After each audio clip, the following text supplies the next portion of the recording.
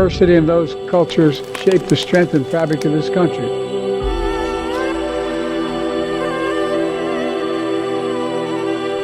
I feel like Asians don't really get noticed much. Often overlooked. We're just like on the side. And underestimated. But through it all, they see and they try to support it. They share stories of success, breaking barriers. I feel extremely loved in this community. Celebrating who they are. It's what makes us unique. And what they do to bring people together. This is Asian American and Pacific Islander heritage.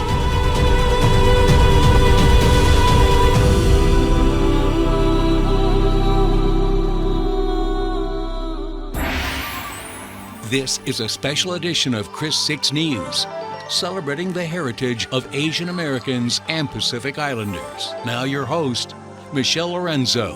Hello, everyone. Thank you so much for joining us for this very special edition of Chris 6 News.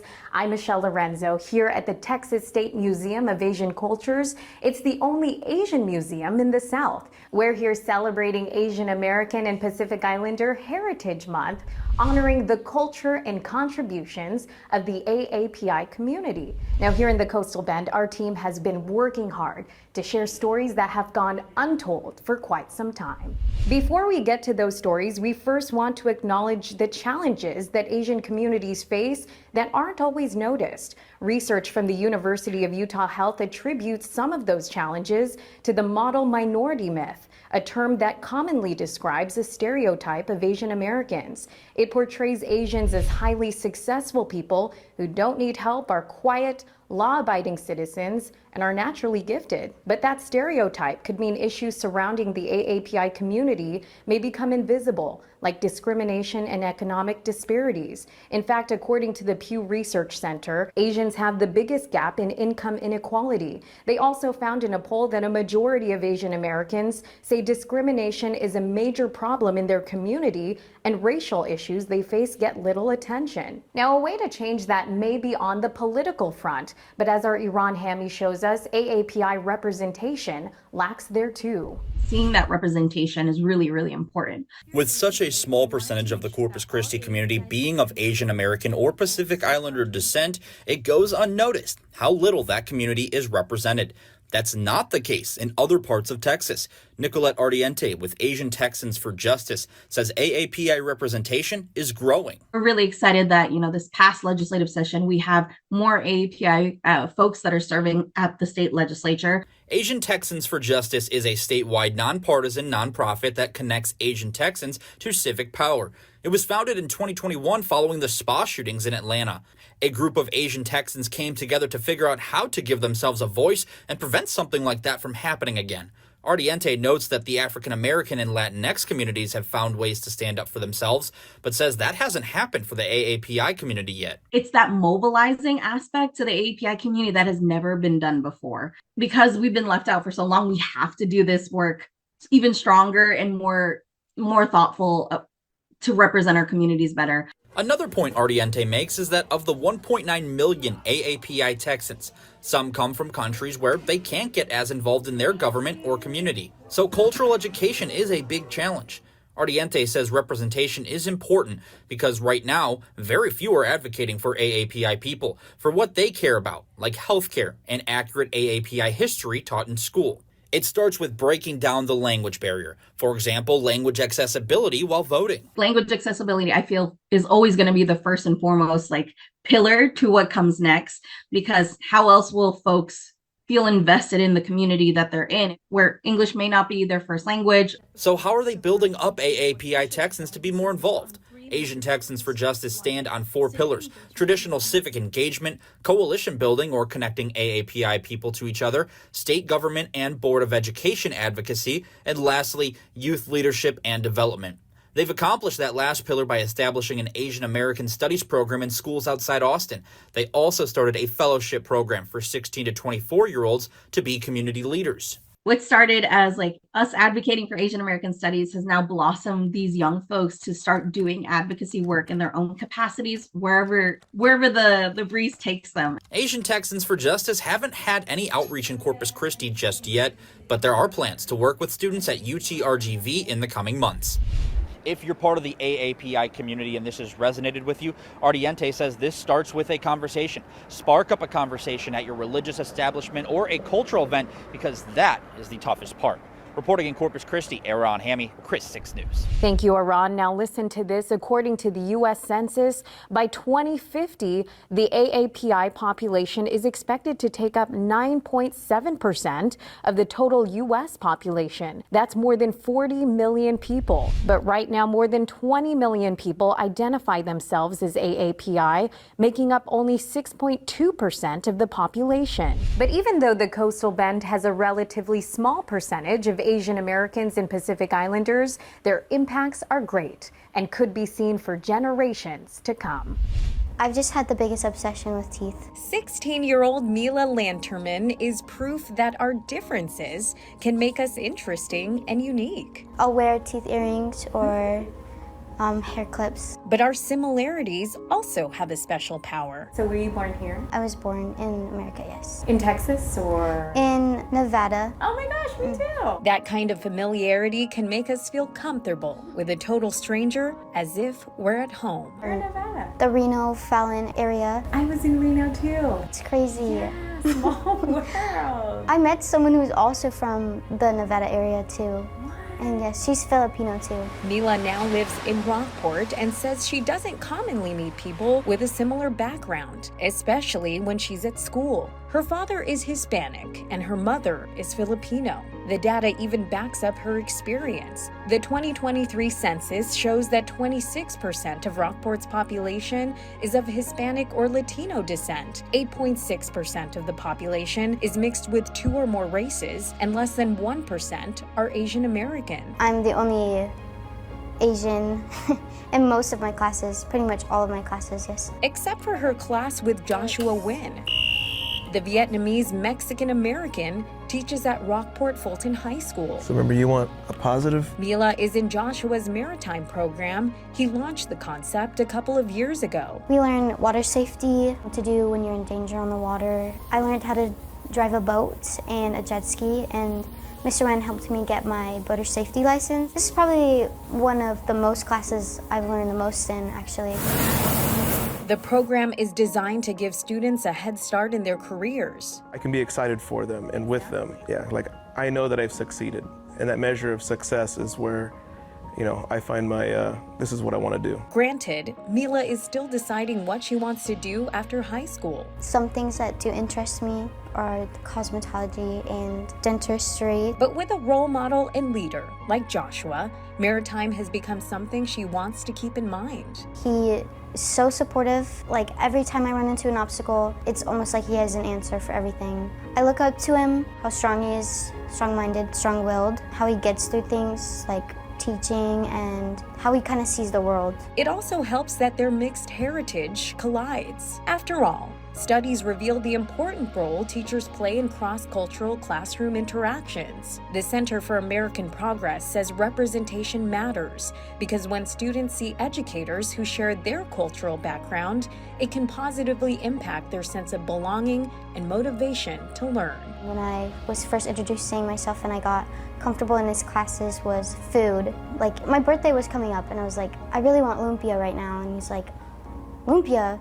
I love lumpia. And it was like, you know what that is? Like, it was a really good feeling. Like, there's someone out there like that knows what I'm talking about, what food I eat, like, and can relate. Studies also say diversity in teachers can create an inclusive learning space for students of all backgrounds. And that's exactly what Joshua wants to achieve. Student success despite the color of his skin. But the leadership skills that I have outshine what I look like. And what I do is what speaks for ourselves.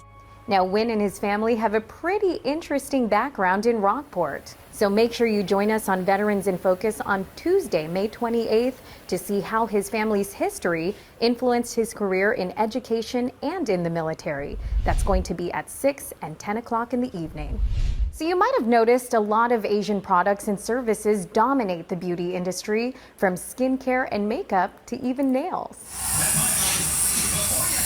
Now, this type of work is pursued by many from Vietnam. It dates back to the Vietnam War when actress Tippi Hedren worked with a charity that taught Vietnamese women about the nail industry. This was a way for them to ease into U.S. culture and the workforce. It's how Tai Ha, better known as Peter, ended up where he's at today. He owns Peter's Nail Salon in Alice, and Peter came to the United States in 2003. It was a dangerous journey because of Vietnam's regional conflicts. When the U.S. opened the embassy back on 1991, before that time, it's hard to live in because if they know, they shoot you or you have to go to jail. Fortunately, they made it to the United States, and Peter's Nails has been going strong for 14 years. What truly makes a house a home? As neighborhood news reporter Naidi Escobar shows us, furniture can and what it represents. I'm Naidi Escobar, your neighborhood news reporter in Southeast Asia. Well, not really. For AAPI month, I'm going to show you around this hidden gem to show you how this furniture is bringing the South Asian culture from thousands of miles away to homes in your neighborhood. And these pieces aren't just giving those homes a new look. This store is being handcrafted in North India. It's one of many detailed items you could find at Baba One of a Kind, an antique store in Corpus Christi. Preeti Cox has owned the store for 16 years. She was born in India. When she came to the coastal bend, she wanted to share a piece of her culture.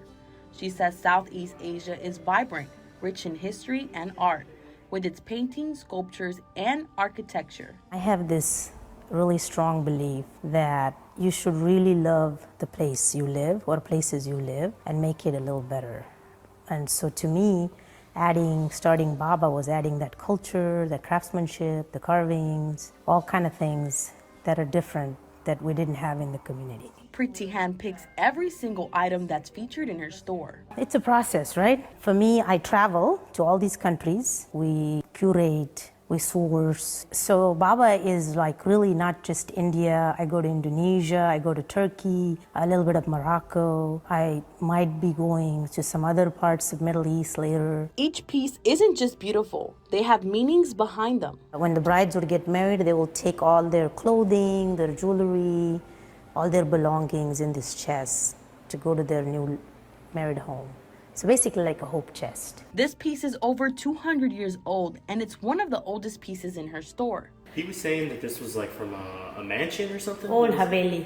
The word in India is Haveli. Some items are repurposed, like these large wall panels. They are from Bali and Jakarta. She says they are parts of old homes. These spindles were part of a small staircase before. This could be functional for anything. Then there's this bookshelf that's designed to showcase symbols related to her culture. In the carving, you'll see a common subject in India, which is peacocks, and then Ganesha, an Hindu deity. From a very young age, Preeti has always had the love for antiques and art history. She says she feels honored to be able to share that same love with people in our community. I feel we all should provide something. It doesn't have to be large, right? So to me, bringing culture of India, carvings, art history and all of that, that really is basically providing that love for the community. Reporting from Baba One of a Kind, Naidi Escobar, Chris 6 News. Hey everyone, I'm Larissa Liska in Rockport, Fulton. In the early 90s, the Pirate football program turned the tide. We highlight a player that not only beat the odds, but unified a community. Hey everyone, I'm Larissa Liska at Rockport, Fulton. In the early 90s, the Pirate football program turned the tide from bottom of the barrel to back-to-back district champions. This jersey, number 7, which was recently donated by Dr. Stan Hahn, was worn by a game changer, and he made it all the way to the NFL.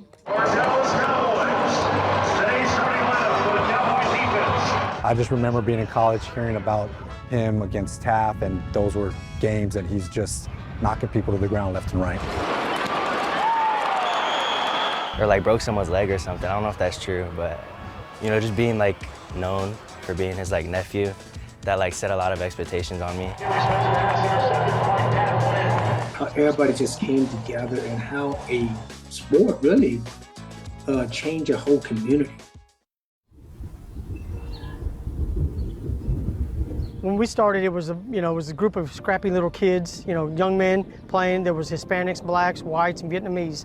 And the coach pulled us together and said, hey, I don't see no skin tone here. We're one unit, we're one brothers. These are who you defend on Friday night. Jeffrey Aguilar, of Hispanic descent, grew up playing football with Vietnamese linebacker Dat Nguyen.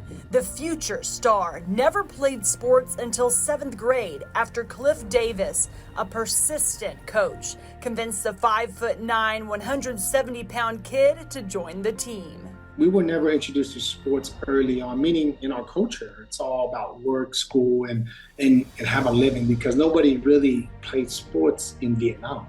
But he got to live the American dream, and he did it well.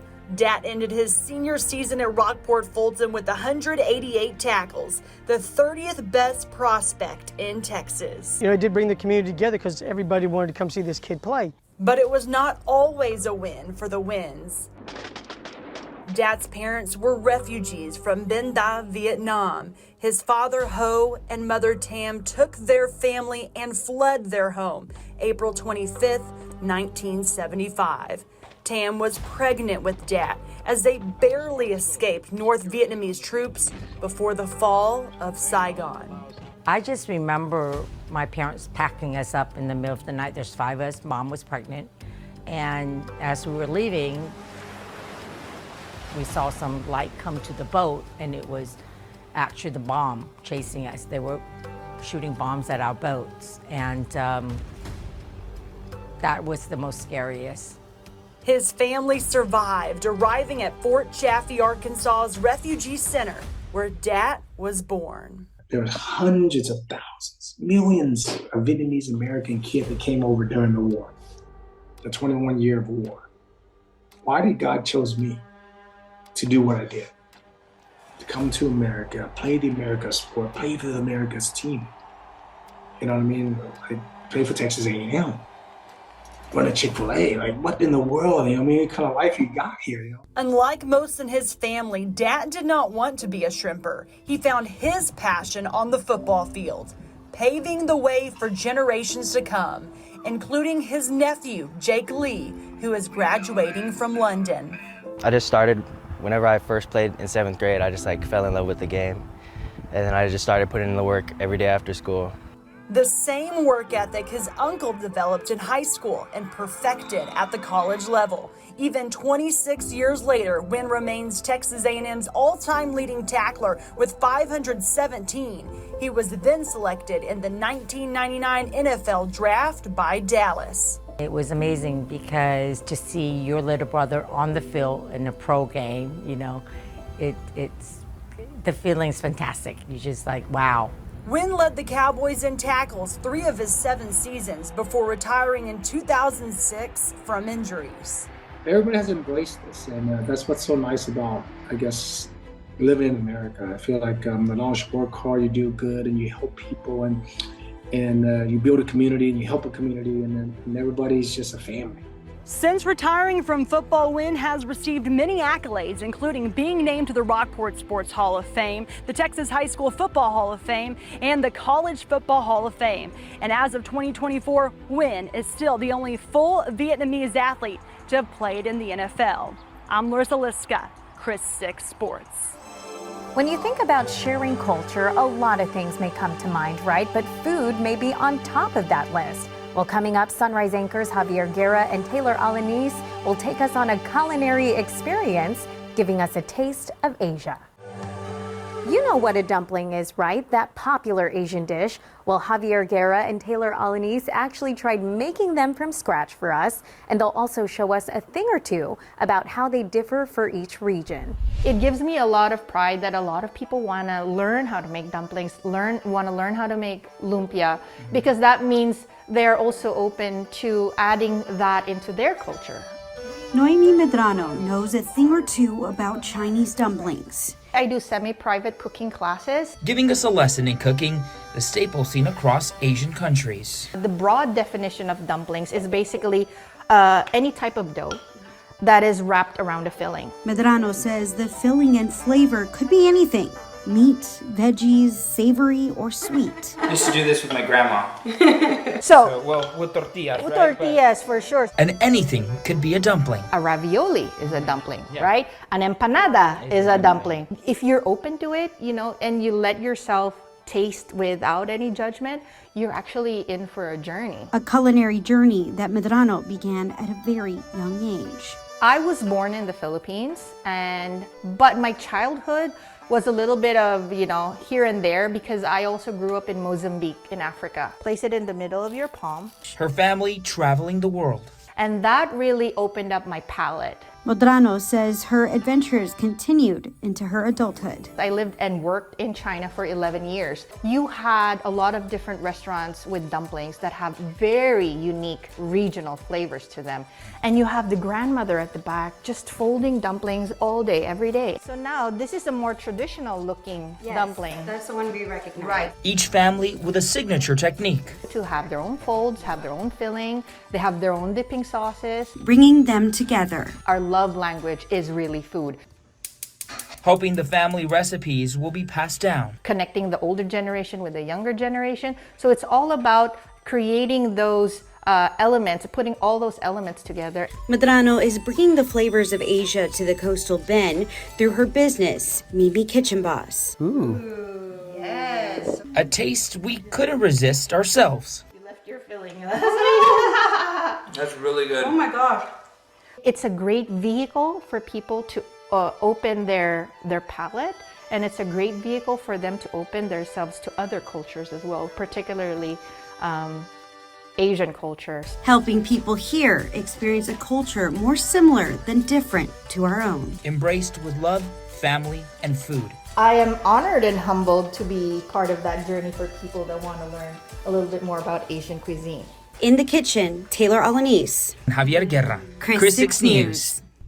A new grocery store in Corpus Christi is also connecting people to other cultures. V-Mart had its official grand opening in late March at the new store near Airline and Lipes Boulevard. It carries a variety of different foods from different Asian cultures. Nostalgia is also included in the store's long list of ingredients. Now, before we go, we want to give the Asian Museum a special shout out for letting us use their beautiful venue. Now, you guys have to check it out if you want to explore the rich cultural heritage of Asia all year long. They frequently hold events, and its 50th anniversary is in July. Well, folks, it was fun. Thank you so much for joining us for this very special edition of Chris 6 News. This has been a presentation of Chris 6 News, celebrating the heritage of Asian Americans and Pacific Islanders.